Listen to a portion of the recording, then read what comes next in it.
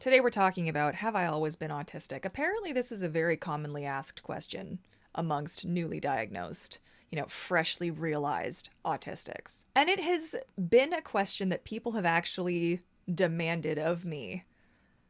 Like, why are you suddenly so autistic, or you're acting so much more autistic? You weren't like this when you were a kid. Oh, fuck. Oh, I wasn't like this when I was a kid. There are so many reasons why, and it's kind of brutal. Now, my notes are unfortunately on my phone. That's helpful. We should probably grab the backup iPhone so that I have my notes. Should we do that? Let's do that. Okay. So, let's discuss this at length. And yeah, we're going to hold the microphone, and I agree. I think it looks stupid. But honestly, I'm sick of having to edit out every time I swallow. Okay, we have our notes. Very exciting. So, the short answer to this really obnoxious question that people like to demand of me is yeah, I've always been autistic. Shocking, I know. And then the follow-up question is usually like, well, there's a few actually, but we're going to start with this one. Why did it take you until 35 to get diagnosed? Because nobody cares. I gotta be so honest with you, nobody gives a shit. People have bills to pay, doctor's appointments, kids to deal with, work, the economy, shit going on, whatever, nobody cares. Life is just happening, right? Pandemics are happening. Your youth is happening. People are making assumptions and considerations that have nothing to do with you, but nobody cares. And it is brutal. And that's a gross generalization. Obviously, there are people who care, and I have a lot of people in my life who care. And it's not to say that the people in my life when I was a kid didn't care. It's just the luck of the draw, okay? I was really good at masking. I became really good at it over time. I learned what made me stand out as weird or different. And the thing is it may not have been the label of autism, but I was absolutely labeled as a kid. You're lazy, you're stupid, you're too loud, you're obnoxious, you're, so many things that, you're a nerd, you're a loser, you're weird, you're strange, you're an oddball. And all of these things are just people's kind of unknowing, but people know. People don't realize that they've picked you out from the crowd, but they have. We're not that hard to pinpoint. And you start to kind of make notes to yourself, and you just start to not do those things. You try really hard, and that takes a toll, okay? Burnout's a bitch. I'll tell you that for nothing. But that's why I went so long. I grew up in that time. Okay, I'm a millennial. All right, I'm an elder millennial. There you go. And you're going to have your thoughts and feelings about that. But in my day, little girls were not diagnosed autistic. That just wasn't a thing. Little boys for sure. We got the ADHD coming out, and I mean assigned male and assigned female at birth. That's where I'm going with that. But it was just a thing. It wasn't on anybody's radar. And because I had been kind of, and this is no harm and no foul. It is what it is. Everybody did the best that they could. But I was raised to be a certain way and to not be a nuisance. I just went undiagnosed because I was really good at blending in. And I was also good at just accepting the fact that I didn't fit in with the masses. I was good at going it alone. Oh, man. Making friends is one thing. Keeping friends is something else. And as soon as I drop the kind of facade, the mask, and people realize that I take a little bit more work to love, to have around and to tolerate, that is usually the cutoff, but then you get used to, and you find your people eventually, right? And then you just don't realize. So the majority of the people that I have been friends with in any kind of a long-term capacity have all turned out to be neurodivergent in some way, okay? So it's either the ADHD, the autism, or both, amongst other things. Okay. So, usually we gravitate to one another. It's kind of in you say usually, is it just in my experience? It's kind of a thing. It's kind of a funny thing that I I may have like one maybe neurotypical or like allistic person in my those are so like they're not interchangeable words, and yet because of how people on the internet use these words, it's how I use these words. So anyways, apologies if I've gone and offended the masses. So yeah, so high masking, that's why I went undiagnosed for as long as I did. And part of what happened to me, why it appears like I've gotten suddenly more autistic, is because suddenly I am really angry about having to pretend to not be autistic to make everybody else okay. So I've just like, and it was sudden, and then it was not sudden. I went right back to masking and then it's been gradual, and now it's been more consistent. And basically I just stopped doing the song and dance. If I'm going to make you uncomfortable, I'm going to make you uncomfortable. I'm not doing it on purpose. And obviously, if you were like, hey, you said this thing, but if it's inherently just an autistic thing that I'm doing, like the stimming or the rocking or the echolalia that happens to me relentlessly, or any number of other things, the lack of eye contact, not actually that sorry. I was going to say it, but it's a lie. I'm not actually that sorry anymore. If that makes you uncomfortable, then I'm not the person for you. And that just is what it is. And it's not to say that in certain situations, I do still mask quite heavily. Like for example, if I'm out and let's say I'm going to the pool or something, I can put it on pretty thick, and I don't think they suspect anything yet. But I do it in public places to keep myself safe. This is not that day and age where being yourself is the best way to go. Sometimes, for me, I feel like I get into more trouble than I'd like to out in the real world.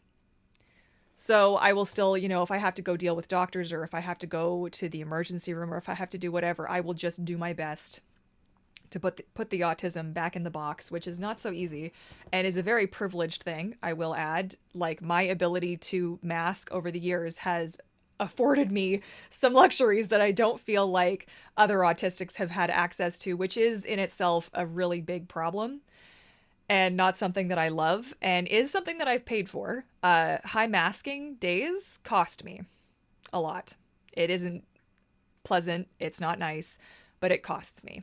And if you're ever like, you're hanging out with me and you're spending time and you're like, gee, wow, Courtney's doing really good today, like things must be improving. They're not. It's not going to get better.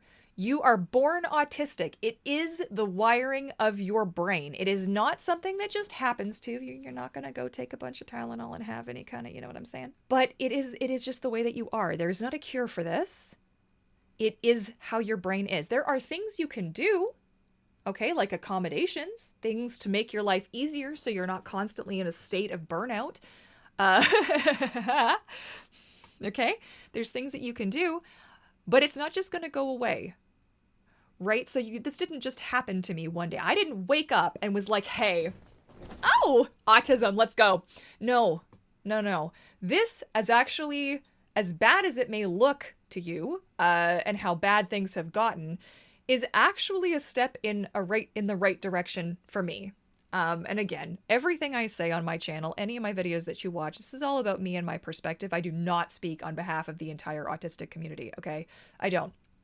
If you actually want, so we are, thanks to my community, we are amassing this huge collection of creators, okay, over on our Discord group. So we have, it's called ADHD TV, and we're putting everybody in there.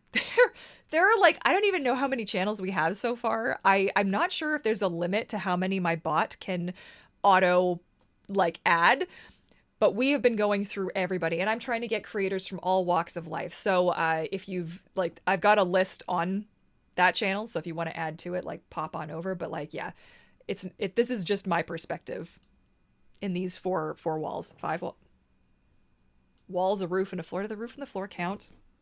Discuss amongst yourselves. But this is something that has come up in conversation a lot.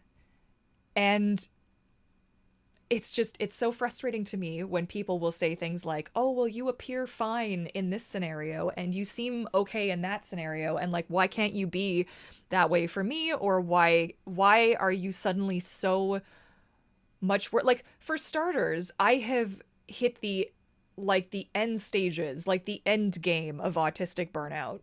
Okay. Like emergency doctor visits, crushing, debilitating depression. Okay, like I have physical symptoms. Like I have manifested for myself now physical symptoms of autistic burnout. That's how far gone I've gotten. I've let myself go. And that just sucks a lot, okay? So I don't want that for anybody. But if it seems like I'm having a harder time now than I was 10 years ago, yeah, it's because I am. The autism, like the diagnosis of autism, isn't what did it. This would have happened regardless. We just wouldn't have known what the actual cause was. So I wouldn't have known the things that I can do to heal, right? Because it looks different. Like autistic burnout and depression require different things. There's some overlap, but they do require different things, okay? So that looks different, and it looks different for everyone as well, right? But I find it so frustrating. And it is also just like a really commonly asked thing. Like people who have been recently diagnosed who don't really know where to go or what to do. By the way, my Ko-fi is chock-a-block full of free resources, or pay what you would like to if you wish to support what it is that I do so I can keep doing what it is that I'm doing. It's welcome, but it's not required. But there's resources on my Ko-fi. There's links in the description box. Click the little thing so it expands and you'll see everything in there. I've got resources coming out the wazoo. And I've made them free. And I know that there was somebody who was like, oh, you could turn this into a business for yourself. But this is information. And this is just a very hot take, possibly, because I know that people need to make money. But some of these things I really feel like should just be free for all. I feel like you guys need to know. And I know what I know, and I can share that with you. And it may not help you, or it may help you. It's not a replacement for professional medical, advice from, or help from the professionals. But it is at least something. It is at least something that you don't have to necessarily pay for again, unless you wish to support me in what I'm doing. It's just, that's a whole other, I could just go off on that. Oh man, I'm not talking about like coaching and stuff, like you got to do what you got to do. But like when it comes down to, there's some things that I just feel like should be, it's knowledge that should be for all. Anyway. But have I always been autistic? It really is it's a trip. Okay, let's just put it that way. It's a real trip to find out at 35 that the struggles that I've had, that I've been holding on to all my life, because I have been holding on to these struggles and these things all my life. I have memories of being in preschool and kindergarten in grade 1, 2, 3, 4, 5, 6, 7. Things that happened to me in high school. Most of the vivid memories that I have are from my childhood and are things that I just, in a moment, I didn't understand, but with the label of autism, it becomes clear. And that in itself, I can feel that I have some emotion coming up with that. And I cry enough on this channel to, honestly. But it is, it's a hard thing when you have to come to terms with the fact that, yes, I have always been autistic, and the things that people didn't like about me were generally autism related. The things that I did, the things that people found annoying, things that make me me, because people get really hung up on this. Well, can't you just, and why can't you? And it's like, I can't separate myself from the autism. When doctors used to tell me, oh, it's all in your head. You fucking right, it's all in my head. Where do you think the autism lives? Up my butt. Honest to God, man. That is so vulgar and so rude. I'm so sorry, but that is genuinely how I feel. It is genuinely how I feel. I have gotten to a point in my life where now this makes everything make sense. It was just all in my head. You're darn effing right. It was all in my head. And here we are, 30 some odd years later, trying to sort this shit out. And it sucks. And it sucks. It really, like, trying to process this, because that was the biggest. I have so many videos on my channel talking about, like, the aftermath, and you can even watch my autism assessment, because, like, hi, by the way, I'm Courtney. Oh god, maybe I should start doing the intro at the beginning of the, I don't know, I feel like I lose people, who cares? Courtney, I'm 38 years old, I was diagnosed as autistic at 35. There's a video, it's linked, okay? And if it's not up here, it's in the description box, I promise. I put it in the description box of every single video. I haven't got, that video is not monetized, by the way, so there shouldn't be ads on it. If there are ads on it, that's a YouTube doing that to me. Because YouTube is poo-poo sometimes, but that's okay. But that was a big part of the aftermath, was coming to terms with the fact that, yeah, this has been all my life. And now I don't have the opportunity to fix the things that I wish that I could have, which is a big, it's this interesting regret, because it's not something that I could help. It is not something that I could do anything about. So when I have to go back and relive these moments and think, like, okay, this happened and that happened because of autism. And it makes me feel good and bad at the same time, because fundamentally I have believed my entire life that I am just incorrect. Like, when the pieces came down the line, some little elf just did not put them together correctly, and this is the result. And it's broken, and it doesn't work, and it says stupid things, and it does stupid things, and it pisses people off, and you don't know why. And you think, well, you start to believe it. Like, you start to believe the mean shit that people say about you. You're lazy, you're stupid, you are incompetent, you are too much, you are too this, you're too that. Why are you so slow? Like, why are you, and it's like, and it has nothing to do with anything, because I'm not a stupid person. Like, a stupidity, like, what? I process shit differently. It doesn't make me stupid. We're judging fish by their ability to climb trees here, for crying out loud. Get off my case. Oh, do you know something that I do regularly? And it's actually kind of therapeutic. I am not a therapist though, so like with a grain of salt, but something that I like to do is when I am reliving these horrible moments in my head where somebody just said something fucking outrageous to me, and I know now that it was because of autism.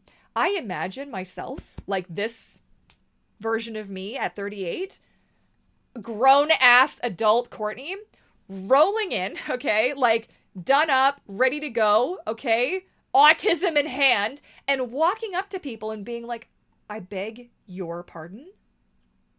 What did you just say about this child? And then just going off and just, and I do it in like immense detail, right? And I envision this, and I just, I chew on it and I cherish it, and it's glorious. Or I'll imagine that, like, any one of the times where I've had a really hard time where I said something really stupid, or I did something really stupid because I saw somebody else do it or whatever, and then I'm sitting by myself and I'm crying, or I've been put in a timeout that was completely unjustified because some dumbass didn't realize that I was just echoing something I'd heard, whatever. And I imagine just rolling up, you know, with like a thing of ice cream or like a, I don't know, and just like scooping little me up and just going to the park or something. I don't know. And just going somewhere else. And I wish to God that I could do that. I wish so hard. Because I'm not going to get like a second chance, which is why now as an adult, well, why are you so much more autistic now? It's because I am not going to take your shit. Because I am simultaneously little Courtney and big Courtney, and big Courtney doesn't fuck around. I don't want to hear about it. You take your crap and you can put it in a box for once. It is my turn to have a little bit of space. And that's why I'm such a such a big, loud person now. Is because I'm not interested. I don't I won't do it to be mean, okay? I won't do it to be mean because that's something else. That's a whole other that's not autism, that's meanness. So if somebody I can sense genuinely doesn't know or they say something very like off-putting, I will check in and be like, "Hey, is that what you meant? Because this is how it came off. Just checking in." And then I will land on it. Okay? Like a freaking like Tyranititan. Okay? And I will crush it. And it will be amazing. And I don't know why Tyranititan. It's just the first dinosaur that came to mind. I don't know why. I have the call playing over and over in my head from Path of Titans for some reason. It's kind of obnoxious. It's broadcast call. It's kind of like it just keeps going and you're like, this is so loud, but it plays on a loop sometimes. Blessed echolalia. It's my favorite thing. And it's just all I'll hear over and over and over and over again until somebody puts 25 cents back in the jukebox and I play something else. It's what my friend calls it. And I think it's hysterical because that's exactly it. Somebody will say something and then something else will loop. Oh, it's the worst though. Some days when it's something bad or obnoxious and you're like, oh, make it stop. Anyways, look, I've been rambling. I've also been getting some mixed comments about how I edit my content. I edit my content the same way that I used to on Courtney Mermaid, and some of you guys don't seem to like that. So for shits and giggles, we're not going to edit this one. We're not going to. You're going to just see all the crap just basically as it was, maybe a few cuts for some of the randomness, but otherwise we're just going to leave it as is, and I'm going to see what you guys think. I also have to say I suffer from, and I will say suffer from because damn, rejection sensitive dysphoria, which we could do a video on, and if you don't know what it is, are you in for a treat, because you probably deal with it too. Am I beeping? Do I need my batteries changed? Oh my god. Shush. Oh, was interrupted. So when you guys give me feedback, I need you to please recognize that I am so beyond sensitive. It's ludicrous. It's painful. It's actually painful.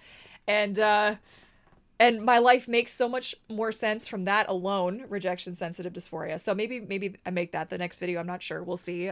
We'll see what moves me. But yeah, just so you know, when you guys give me feedback, sometimes if it isn't, it's hard.